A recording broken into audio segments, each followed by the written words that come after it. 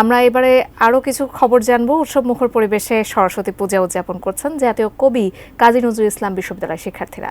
বিশ্ববিদ্যালয় কেন্দ্রীয় মন্দির প্রাঙ্গণ থেকে যুক্ত হচ্ছেন আমাদের প্রতিনিধি আসাদুজ্জামান সুমন। সুমন, আপনার কাছ থেকে সেখানকার পূজা আনুষ্ঠানিকতা সম্পর্কে জানতে চাই। যারা শিক্ষার্থীরা আছেন তারা কি চাচ্ছেন সরস্বতীর কাছে?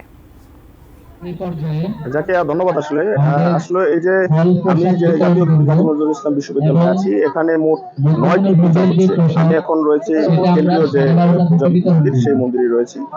এখানে শিক্ষার্থীরা আসছেন বিভিন্ন সেজে গুজে, এবং শিক্ষার্থীরা এসে কিন্তু তাদের যে সরস্বতী মায়ের কাছে তারা বিদ্যা বুদ্ধি এবং সঙ্গীতের দেবী হিসাবে তারা তাকে বিশ্বাস করেন, এবং তার কাছে কিন্তু এসব প্রার্থনা করছেন। সকাল থেকে কিন্তু এখানে পূজা অর্চনা শুরু হয়েছে। পূজারী এসেছেন, সে এই পূজারীর বিভিন্ন রকম আর্চনা পাঠ করছেন। তার সাথে শিক্ষার্থীরা ফুল বেলপাতা দিয়ে হাতে নিয়ে এই মন্ত্র পাঠ করছেন।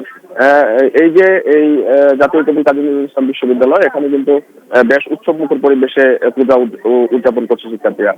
প্রশাসনের পক্ষ থেকে আমরা দেখেছি যে কঠোর নজরদারির মাধ্যমে কিন্তু এই পূজা এখানকার মানুষ, এখানকার যে শিক্ষার্থী রয়েছে তারা উদযাপন করছে। ময়মনসিংহে তাছাড়া বাংলাদেশ কৃষি বিশ্ববিদ্যালয় এবং আনন্দমোহন কলেজ সহ যে সব শিক্ষা প্রতিষ্ঠান রয়েছে, অধিকাংশ শিক্ষা প্রতিষ্ঠানে কিন্তু এই পূজা শিক্ষার্থীরা আয়োজন করেছেন।